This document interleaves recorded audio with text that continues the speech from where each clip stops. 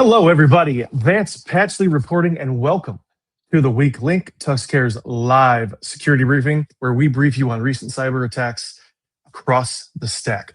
Today's breaking news comes from the Januscape kernel vulnerability. Januscape affects KVM, the part of the Linux kernel that runs virtual machines on x86 systems. The public proof of concept can crash the physical host from inside a guest VM. The researcher also reports a complete guest-to-host escape that can run code as root on the host, although that full exploit has not yet been released. I know it hasn't been released yet, but we're covering it. Our team reproduced the underlying memory corruption and host crash on Alma Linux 9 and Ubuntu 24.04, but not the complete escape. Now, I'm not going to pretend like I am a KVM expert here. I'm just a JavaScript developer, as we all know. But when it comes to shadow page tables, reverse maps, and use after free writes show up together, this is my cue to bring in someone that knows a lot more about what we are talking about. This matters most for the KVM hosts running untrusted VMs with nested virtualizations enabled, including cloud platforms, hosting providers, nested CI environments, and security labs. It is not an internet-wide remote code execution bug. It requires a specific setup and meaningful guest access. But giving customers root inside their VMs is normal, and KVM is supposed to make sure that access stops at the guest boundary. Januscape appears to break that boundary under the right conditions. Public code only crashes the host, but the researcher says that it is not the maximum impact.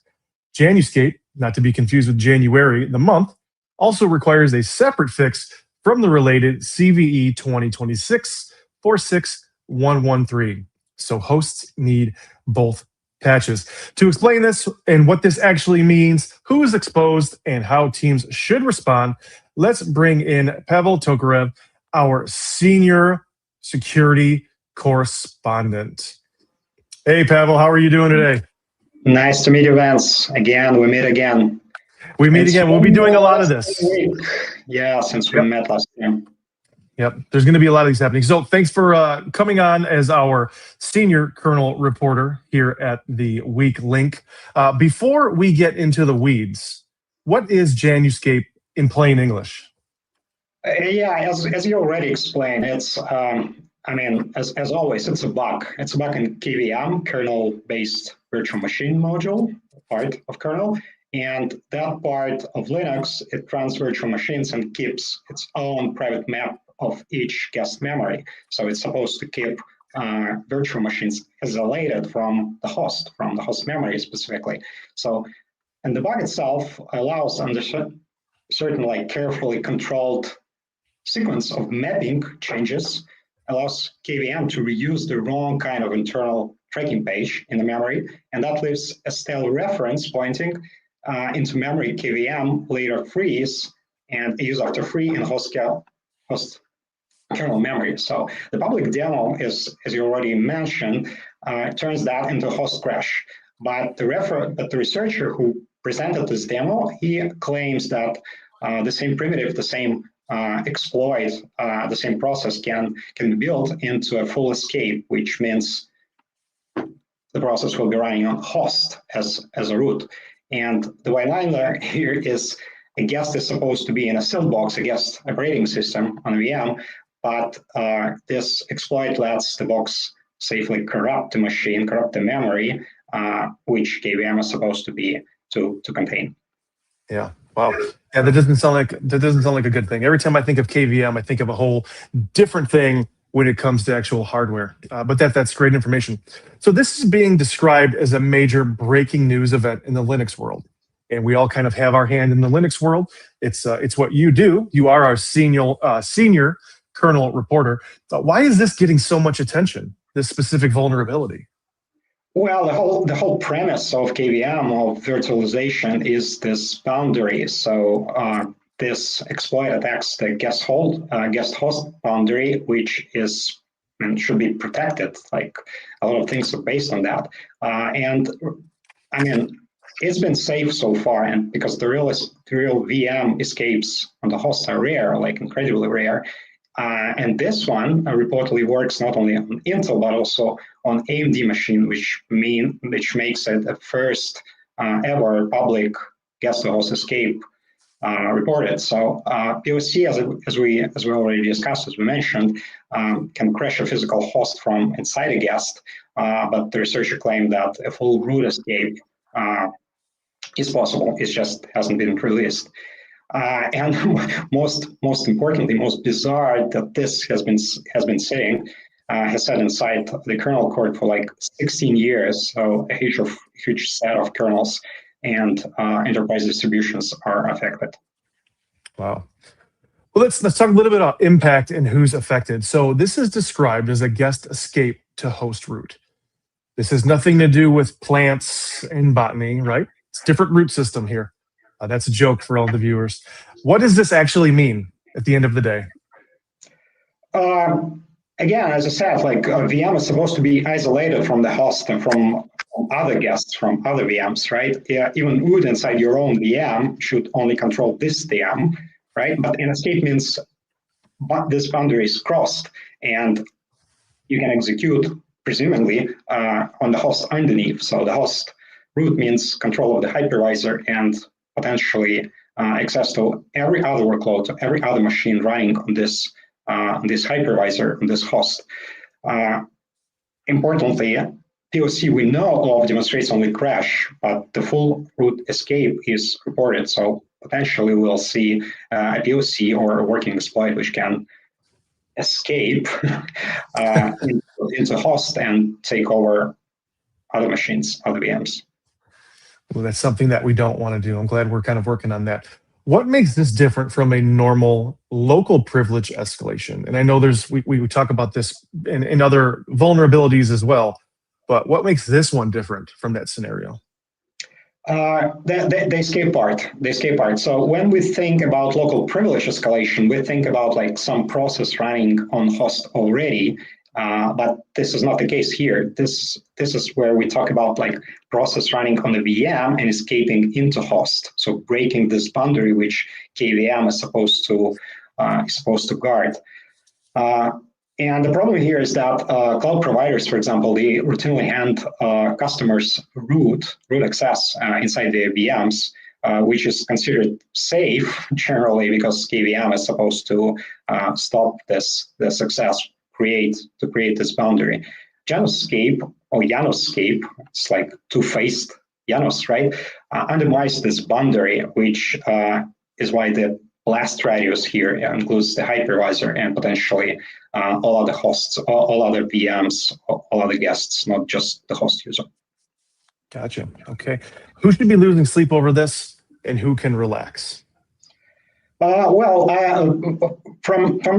me, this is pretty simple. So if you run KVM and if you have nested virtualization turned on, then you should definitely be worried because that's how the control is gained. On the other hand, if you don't have KVM, probably you shouldn't worry, but I would still advise you to patch your host. And if you maybe have a KVM but do not have nested virtualization turned on, do not have untrusted local users, local VMs which can escape, then it's probably relatively safe. But then again, it's not to say that you are safe completely. It's to say that this potential exploit might not be readily applicable to your host. Okay, so public-private clouds, nested CI/CD pipelines, developer sandboxes, those are the things that need to be looked at. Yeah, I would say so. Awesome. Well, let's shift priorities a little bit. Let's talk about the details on timeline and severity. There is a CVE, but no official CVSS severity score yet. Why shouldn't teams wait for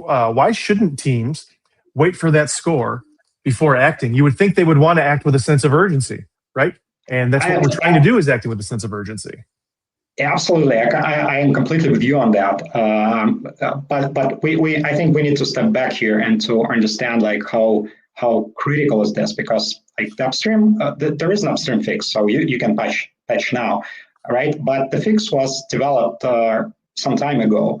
This CVE was published on July 4, and it was published when the issue, when the exploit itself and the fix were still under embargo. Embargo was lifted only on July 6, when the write-up was out and the POC was public. So originally it was a zero-day submission to the Google bounty bug program, which is kind of expensive. It gives away 250,000, I guess, per critical bug.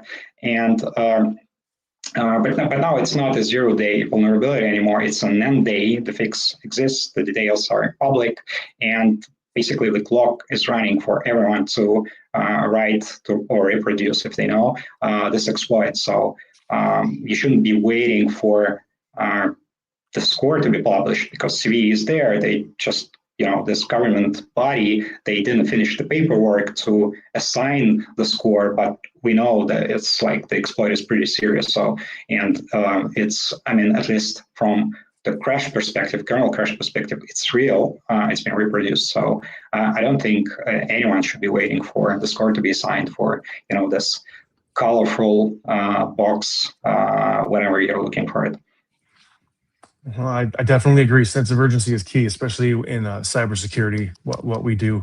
News reporting.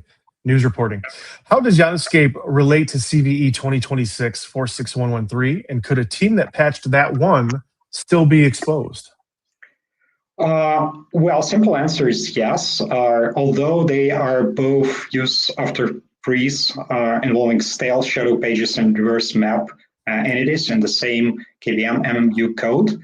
The previous one, 46113, covered reuse with the wrong guest frame number, and it's fixed added a frame number check. Januscape, on the other hand, showed the frame number can match while the role is still wrong, and it adds the missing role check. So they're separate exploits, separate CVEs with separate patches, and yes, the host with only one patch, the earlier patch, remains vulnerable to Januscape. So both patches, both exploits should be covered, both patches should be applied. Gotcha. So requiring separate patches, that's the key point right there. I appreciate that. Thank you. Let's move on to mitigation and detection. What can teams do right now if they can't patch today specifically? First, figure out whether your host uses KVM and actually running VM. So yeah, that's the major attack vector, right? If it doesn't need virtualization, unload KVM modules, block them from loading. If you need it, and if it runs VMs but doesn't need nested virtualization, make sure to disable the nested virtualization. That removes another path. And then we were talking about untrusted users, untrusted guest OSs. So if they don't need KVM, restrict access to dev KVM, only to approved accounts, so KVM group. And then this close different paths and interchangeable. So you should check all of them, should do all of them. And finally, none of them actually replaces the patch for host that must keep running on untrusted guests. Gotcha. Standard kernel updates require reboots, which are painful for VM clusters. How does live patching fit into the response for Januscape? Yeah, that's a good one, which actually boils down to the difference between a normal patch and live patch, because normal patch is a patch which sits on disk and has to be applied to running kernel, basically requiring a reboot. Live patch is a patch in memory, which doesn't require a reboot. So a fixed package doesn't protect the host until the fixed kernel is actually running, right? After the patch has been applied. And on a KVM cluster, that reboot means, in most cases, migrating guests, draining capacity, coordinating tenants which use the host, which might stretch exposure into weeks. And the live patching solution like kernel care, for example, they, as I said, they apply patches, and I believe Guys has already delivered the patch for a number of distributions into the running kernel immediately without reboot and no gas disruption. That's the major advantage of such solutions. I would advise our listeners, our guests, to check our website because coverage might necessarily vary by kernel families, by distributions. So you need to check whether you already have, if you are using kernel care or if you plan to use kernel care, if you have a patch for your specific distribution. So live rebootless patching is the way to go. I mean, for sure. Awesome. Zooming out a little bit, are we seeing more of these fast-moving Linux kernel bugs, and what should teams change about their patching strategy? We do. That's where we started today, right? So we have been moving. We've been meeting almost every other day on this show because their write-ups and working POCs are landing in a very compressed window, and this. As we mentioned, the same researcher who delivered the crash POC has put out several other kernel exploits in a very short time frame. Januscape only shows why a public crash demo shouldn't be filed as denial of service. DOS only. The crash here is the floor, not the ceiling. Okay. Well, thank you for answering all the questions, Pavel. We really do appreciate it. Everybody, you heard it first from Pavel, our senior kernel reporter. Stay tuned for more breaking news as it comes through. The weak link is where you want to be. This is Vance Patchley signing off. Stay secure out there, Internet. Cheers.